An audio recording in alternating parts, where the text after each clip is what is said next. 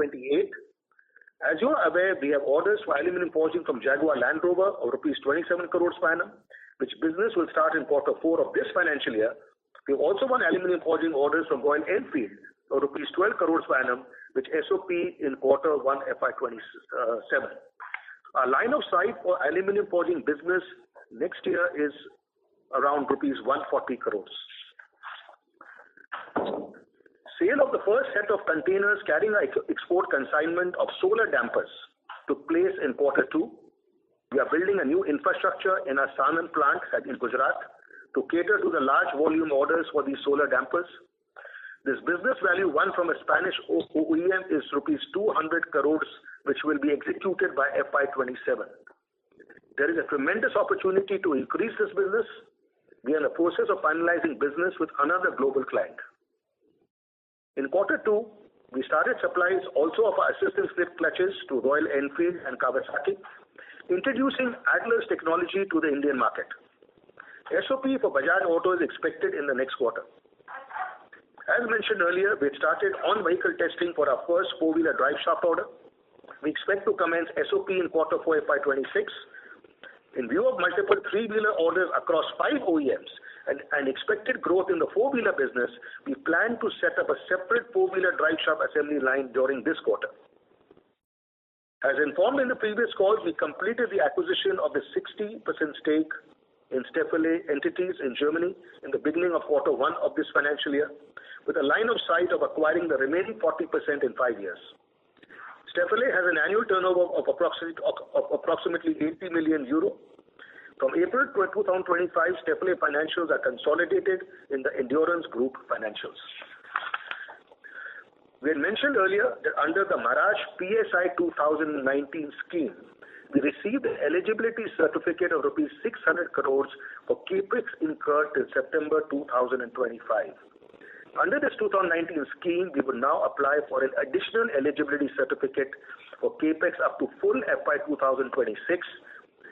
Based on rupees 606 crores certified by the authorities, we have recorded a PSI incentive of rupees 33 crores in Q1 and rupees 37 crores in Q2 of this financial year. You will recall that we have booked almost all amounts totaling rupees 446 crores under the PSI 2013 scheme and have collected cash to the tune of rupees 350 crores. Let me now give you a gist of orders won during half one of this financial year. Please note that the business value from new orders are without including orders from Bajaj Auto. Overall order win in half one FY26 in India business was rupees 909 crores per annum, of which rupees 903.8 crores is new business. This includes the new business of 300 crores per annum for the battery pack at our Talegaon plant and rupees 21 crores new order of BMS at Maxwell's. Our four-wheeler business win in half one FY26 is rupees 355.8 crores, which is 61% of the total business win won this year. This includes rupees 103 crores of EV casting business for a leading US EV OEM and rupees 146 crores aluminum casting orders from Hyundai and Kia Motors. SOP is in FY27, which is next year. We've also won from Ather Energy for their scooters, the alloy wheel business worth rupees 31 crores with a 100% share of business for their new upcoming plant at Auric Bidkin at Chhatrapati Sambhaji Nagar. Cumulative India business orders for the EV segment till date stands at rupees 1,012 crores per annum, and with Bajaj Auto this figure is rupees 1,195 crores per annum. So the total orders won since FY22 is rupees 4,671 crores per annum, out of which rupees 3,953 crores is new business. We expect rupees 3,500 crores per annum out of this to peak in FY28. We have a total of rupees 4,209 crores worth of RFQs in hand. We expect to win more than rupees 1,500 crores of business in the next 12 to 18 months. In our Europe business, we have booked orders worth euro 12.7 million during half one. These are orders for machine casting from the Volkswagen Group, machining orders from Steffele, and EV component orders for a specialty plastics unit in Turin. The aftermarket is a strategic priority for us. We have set ambitious growth goals till 2030. We are focusing on secondary demand generation with retailers and mechanics for the domestic business. We have appointed a new domestic head and a value-add products head for the bought-out products we buy. We have developed district actions plans for 78 district clusters and defined unique value propositions for 39 countries. We are the first in our industry to launch a global rewards program, which is a tiered loyalty program for our channel partners. We are also driving a holistic development program to build capability of our sales team and to empower them with the right tools and skills. Coming to our financial performance, the information has been uploaded at the stock exchanges last evening, along with a presentation explaining the numbers. I will, however, highlight some key numbers. During Q2 FY26, the company recorded a standalone total income of rupees 2,692.2 crores, a year-on-year growth of 16.2% from rupees 2,317.1 crores in the previous year. The EBITDA grew 6.3% from rupees 316.1 crores to 335.9 crores with a margin at 12.5%. The PAT grew 1.5% from rupees 184.8 crores to rupees 187.6 crores. The EBITDA drop of 1.16% on total income is largely contributed by raw material cost increase led by aluminum alloy, which forms 55% of the total raw material purchases. Around rupees 10 crores is due to investment in people for future business growth in the areas of strategy, R&D, aftermarket, and sourcing. A further around rupees 10 crores is in two special projects which are for the aftermarket profitable growth and the sourcing savings with a leading global consulting firm, which is an investment of profitable growth as well as cost control, and this will continue till Q4 of this financial year. In Q2 FY26, our consolidated total income grew 22.6% over Q2 of last year from rupees 2,939.2 crores to rupees 3,603.8 crores. The EBITDA grew 21.9% from rupees 408.5 crores to rupees 497.8 crores.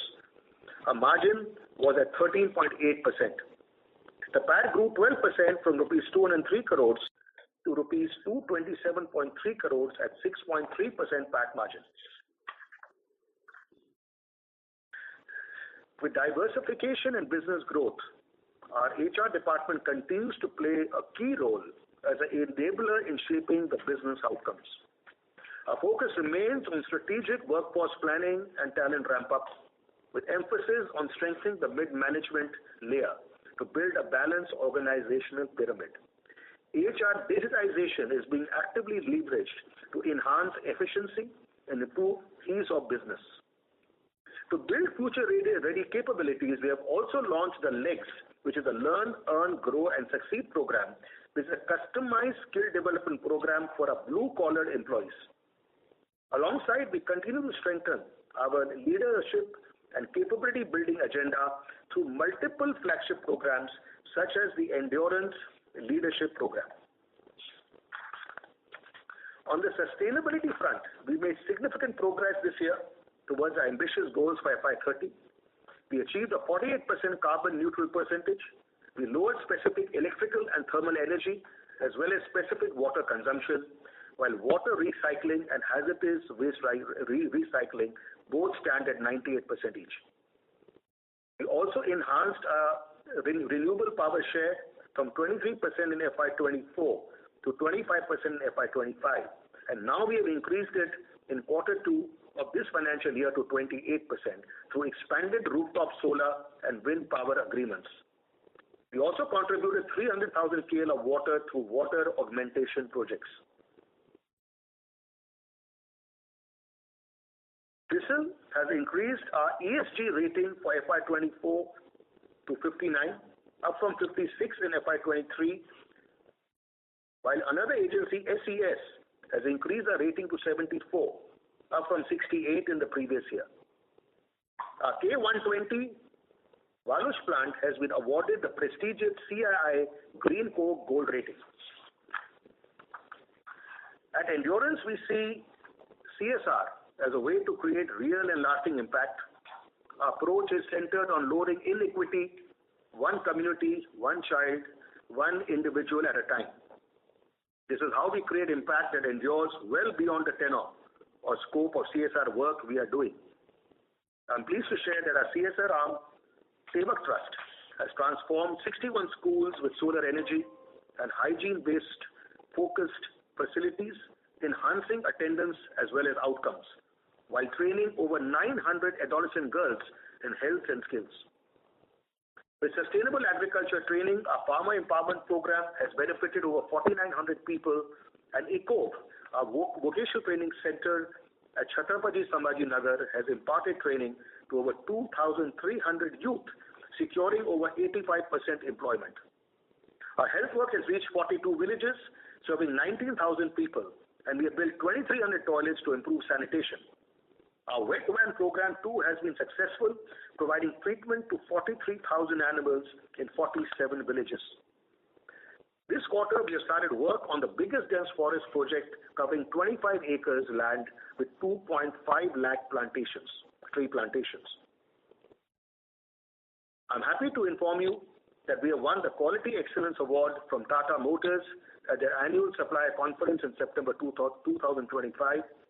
I'm also happy to inform you that in October this year, our Endurance overseas plants supplying to Stellantis Group was recognized as a top supplier in the Global Supplier Awards 2025. Now, with these opening remarks, I would now like to invite questions from all of you. Thank you. Thank you very much. We will now begin the question and answer session. Anyone who wishes to ask a question may press star and 1 on their touchtone telephone. If you wish to remove yourself from the question queue, you may press star and 2. Participants are requested to use handsets while asking a question. Ladies and gentlemen, we will wait for a moment while the question queue assembles.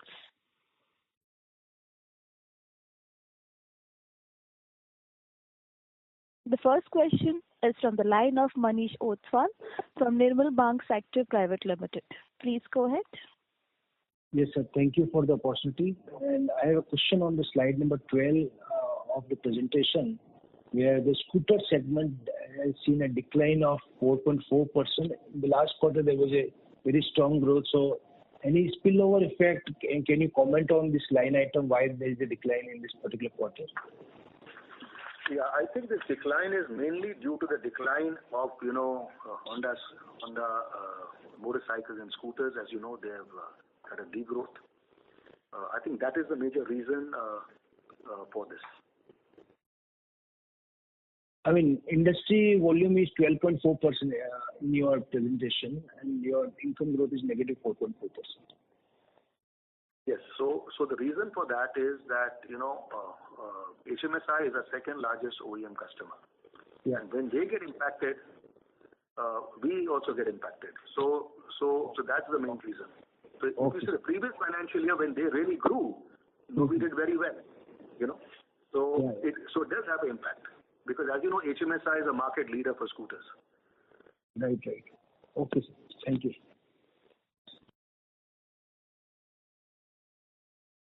Thank you. The next question is from the line of Aditya Jhawar from Investec. Please go ahead. Yeah, thank you for the opportunity and congrats on a resilient quarter. My first question is on the standalone business, the India business, where we saw a YOY basis, margin compression.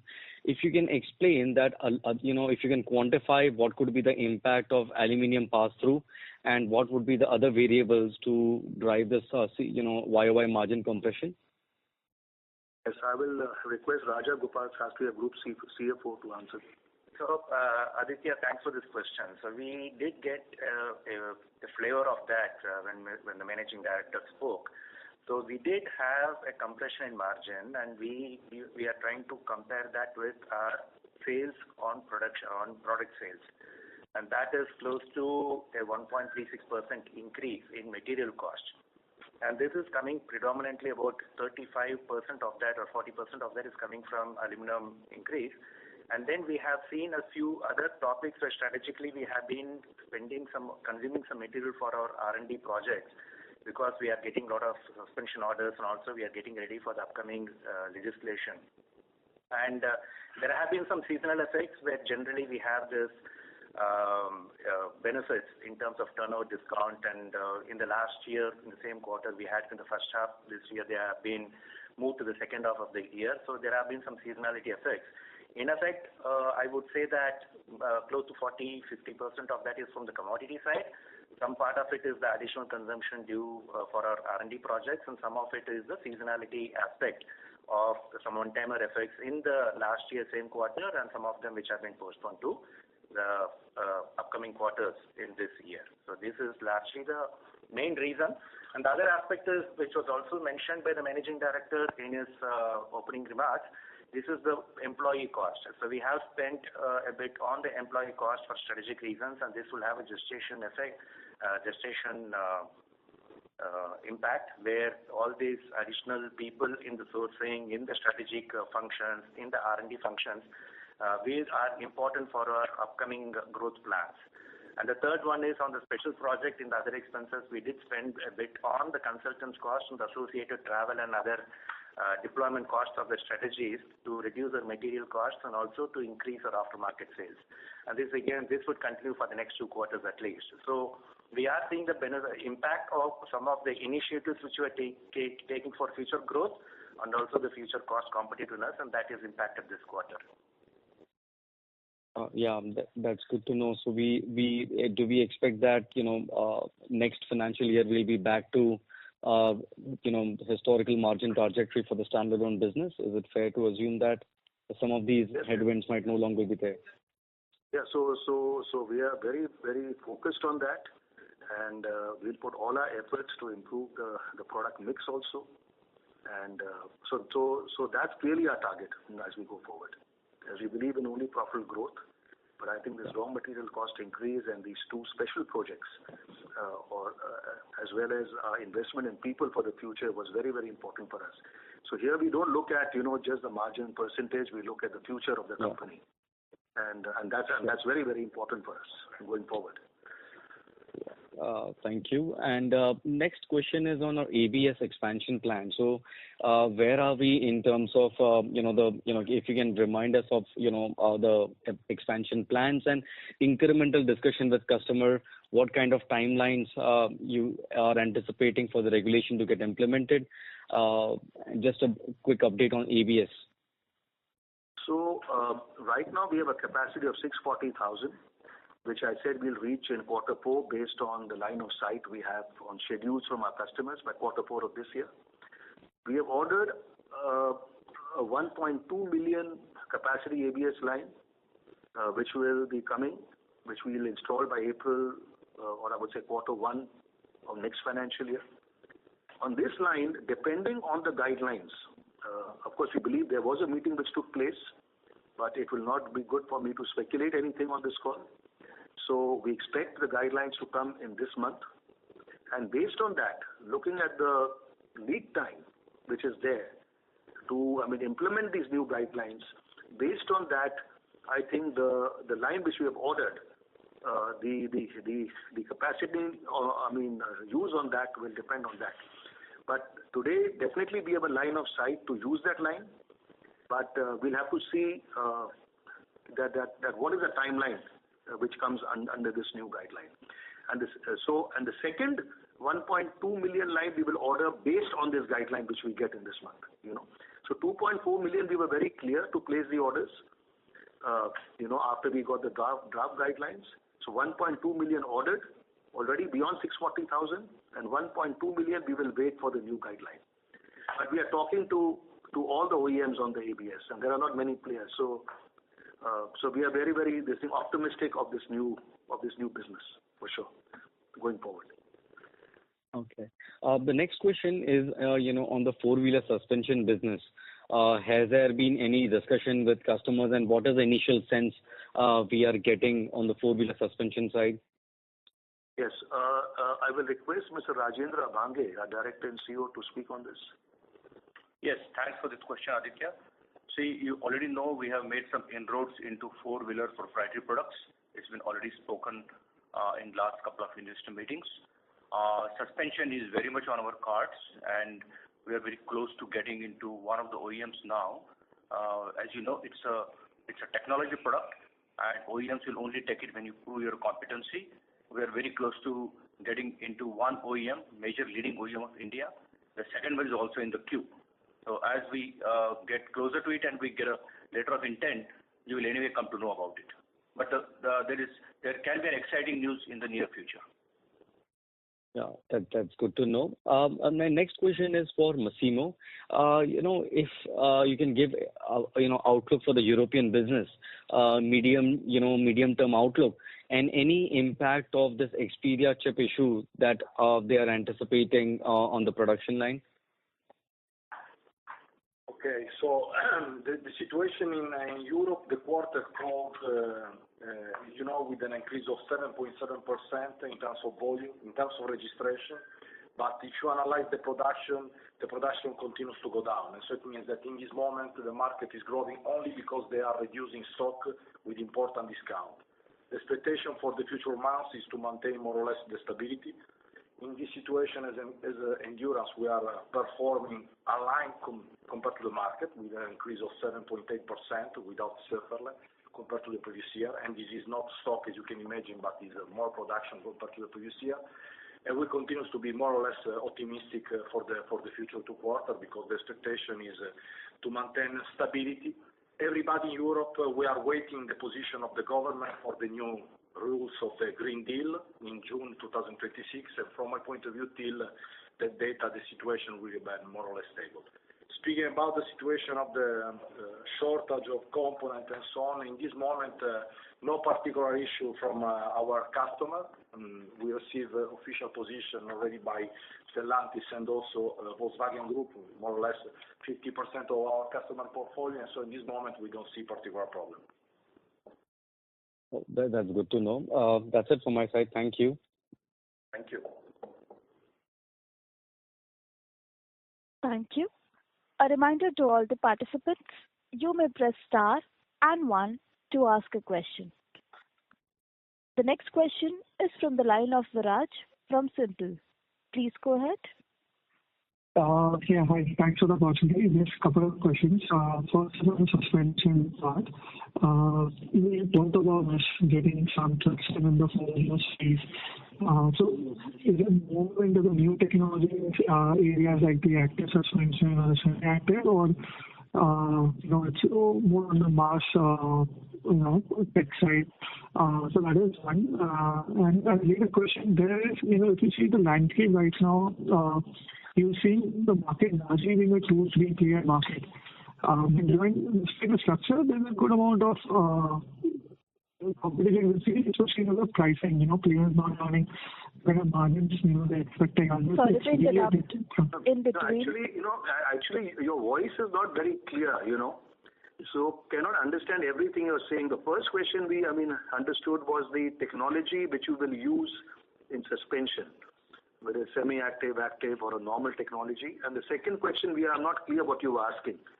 The second question was, yeah, sure.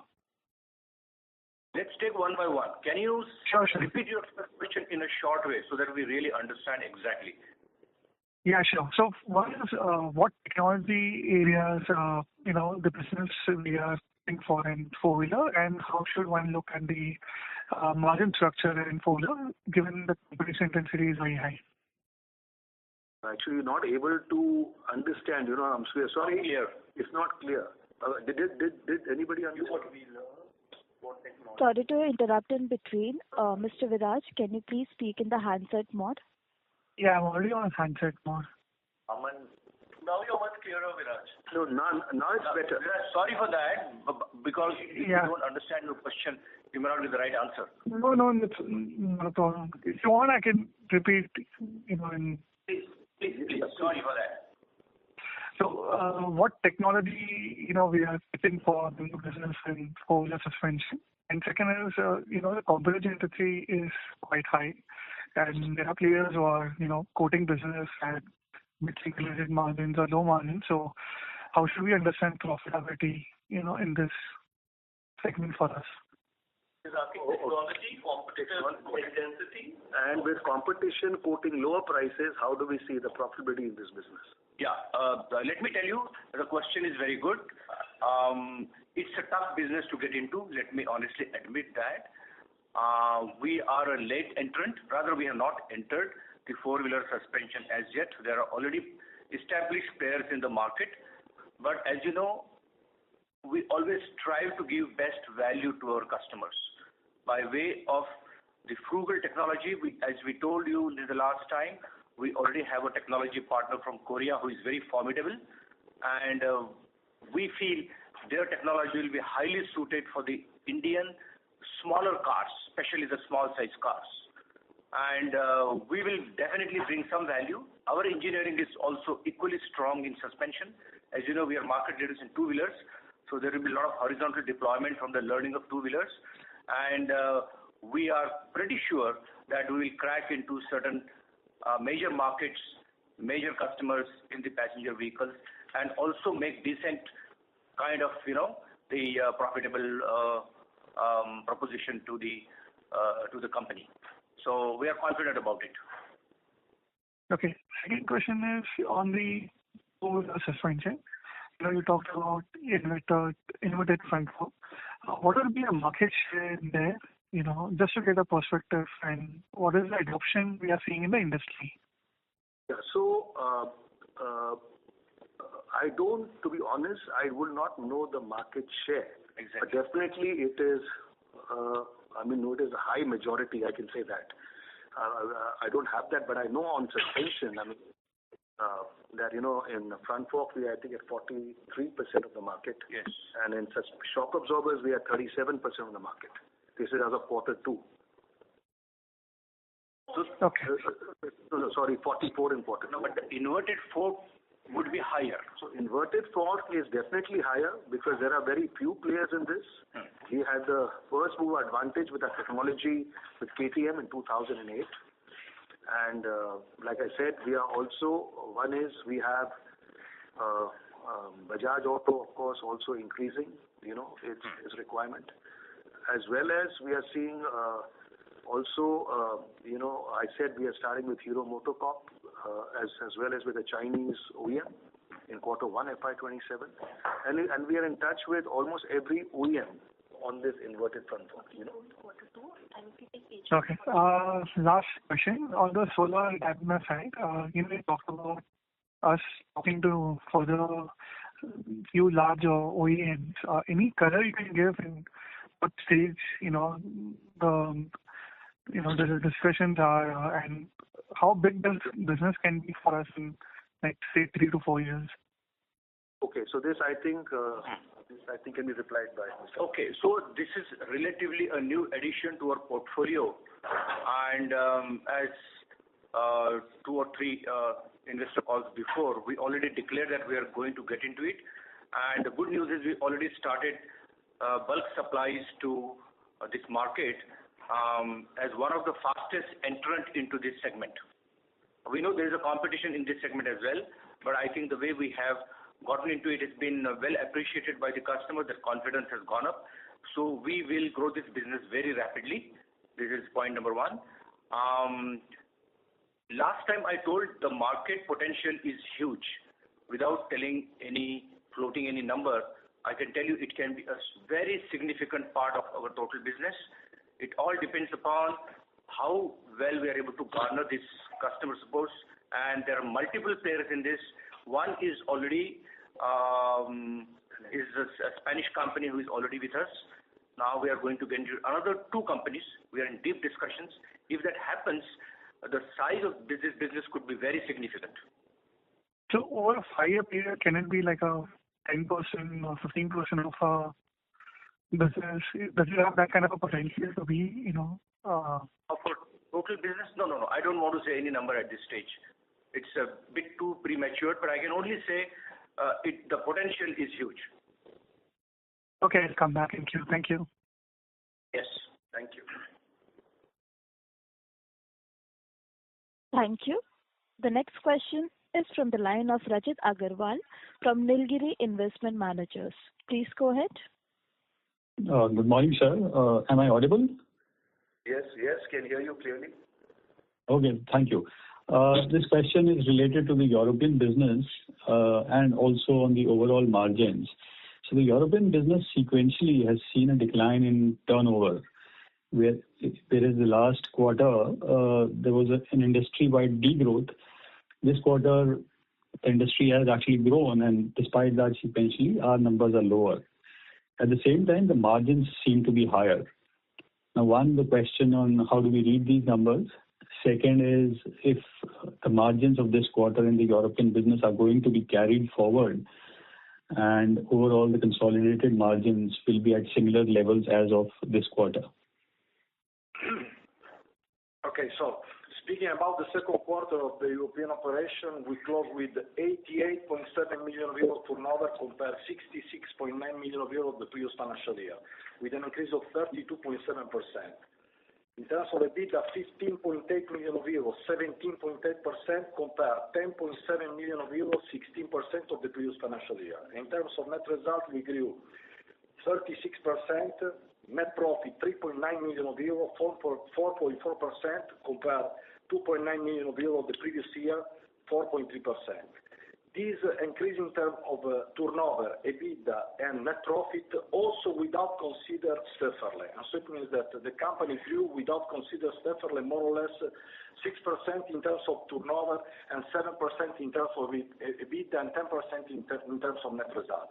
If you compare this quarter with the previous quarter, the reduction is due only to the normal seasonality of the business in Europe. In fact, we closed with 88, as I told you, 0.7 million euro turnover compared 103 million euro of the previous quarter of the quarter one 2025-26, but the market go down 13.3% compared to the previous quarter. In the European Union, we registered 2.5 million euro in this quarter compared 2.9 of the previous quarter. This is the normality in Europe because in the second quarter of the financial year there is the month of August and this is a month of holiday in Europe. This is the normality. You can't compare to the first quarter. This is the normality also in the past. You can check. No, that's fine, sir. Thanks a lot for the clarification. And the follow-up question was on the margins. So the margins of this quarter, are they going to continue for the European business? Will the trend be same? We will try to do the best. For sure, this is our target. We are growing more than 47% in terms of the EBITDA compared to the previous year financial year. The EBITDA is at 70.10%. We are very happy if you consider that now nobody speak about energy, but please consider that we continue to have 3 times the energy cost and the gas compared the pre-COVID situation. So from my point of view, the performance is really good, and the expectation for the future months is to maintain and to improve the profitability as we have done in the past, for sure. Right, so the performance is much appreciated, sir, and thanks for the clarification. Just one small follow-up question. And the presentation did mention that there were certain tooling orders in this quarter. So if those were to be removed, then what would be the margins in the European business? Because tooling orders, I'm assuming, are generally higher margin orders. It depends, because in the tooling you can have from 10% to 40% of trading margin. It depends if we are speaking about tooling of foundry or tooling for the machining. Because when you do important investment, you receive generally from 15 to 20% of contribution from the customer. But we don't consider the profitability of the tooling. We consider only the industrial profitability. In the analysis, it's correct to say that in the previous financial year, in the second quarter, we have had an important impact in terms of turnover of tooling, and if you offset this, the correct increase of turnover compared to the previous year has been 7.8% compared to a market that grew 7.5%. This is the reason why we are saying that we are growing more than compared to the market. And on top of this, please, our increase of turnover is real production, as you can imagine.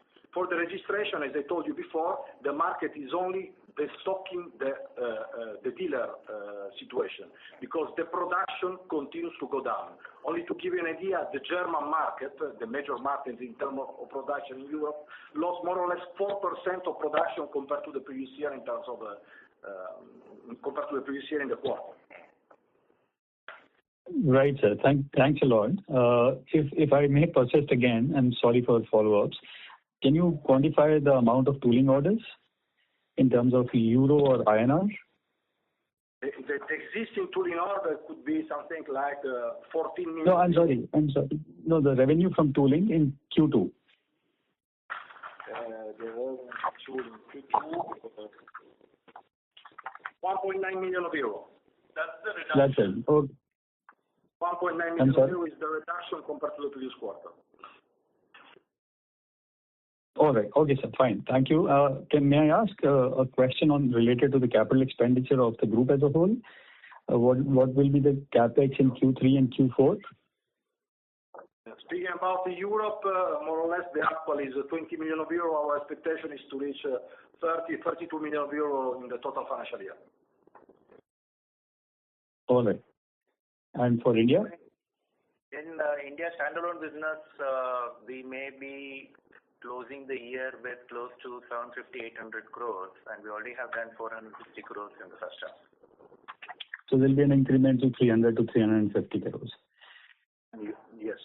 And mainly it's in 3 new plants, which are coming up this year. Right. That's the reason for this increase. Correct. Thank you, sir. I'll get back in the queue. Thank you. A reminder to all the participants, you may press star and 1 to ask a question. The next question is from the line of Mr. Nishit Jalan from Axis Capital Limited. Please go ahead. Yeah, thank you. 2 questions from my side. First, on the India business. On the four-wheeler side, Mr. Jain, if we look at this business, we have been winning a lot of orders, but our revenue has been stuck at around 5 to 6% of total revenues. So just wanted to get a sense, based on whatever orders that we have won so far, how do you see revenue scaling up in this business over the next 2 years? Will the contribution from this business go up meaningfully from here on? And my second question is on Europe.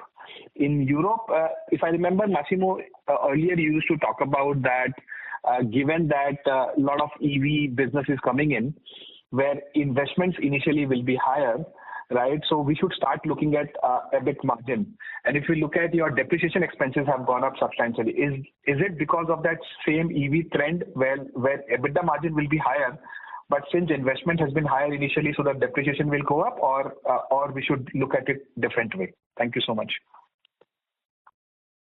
Okay. First of all, from Europe, I confirm to you that the increase of depreciation in the quarter is due to the startup of the important investment we have done for Stellantis and for Volkswagen, and there will be another step of increase of depreciation in the next quarter for the startup of the fourth new line for the 1.5 liter gasoline of Volkswagen. This is due to the important investment we have done in the past, but from my point of view, it's not an issue because we are growing more or less 1.6% in terms of cash profit. And so, if we are able to increase the EBITDA in the same way of the increase of the depreciation, it means that the payback of the investment is aligned with our expectation. And so, in this moment, I don't see any kind of problem. So, sorry, just one follow-up here.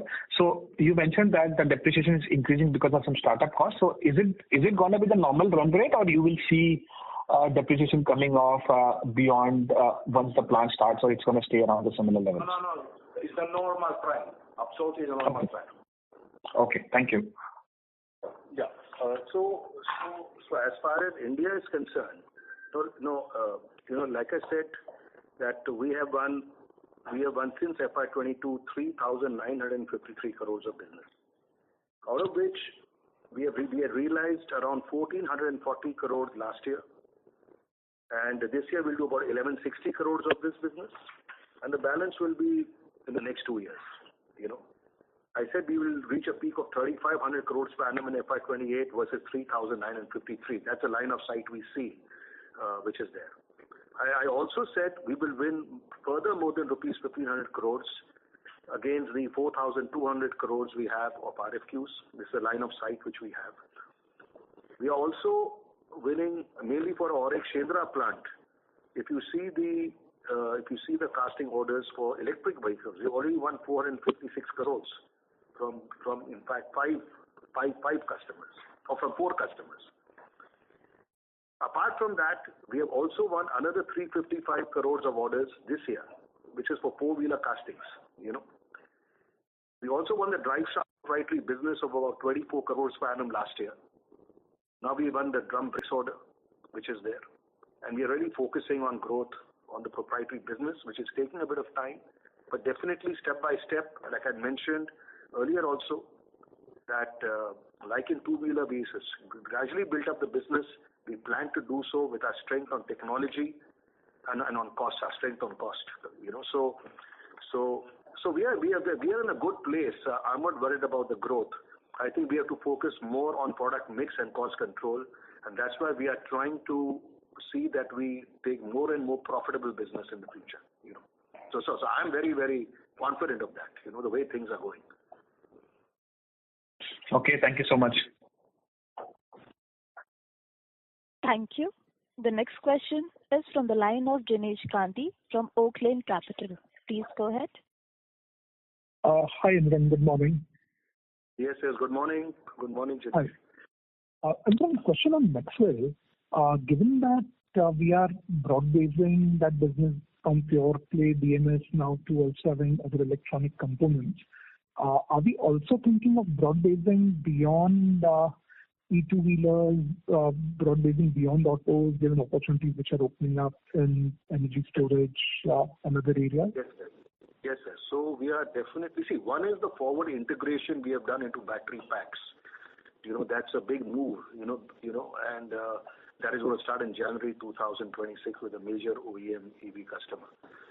But apart from that, I think what is happening in the non-auto space, everybody wants to see our cylindrical assembly line of battery packs running, okay? And that will help us to get into the non-auto, because when they see such a good automated line, we have imported this from China. It's already come. It will be installed, commissioned by next month.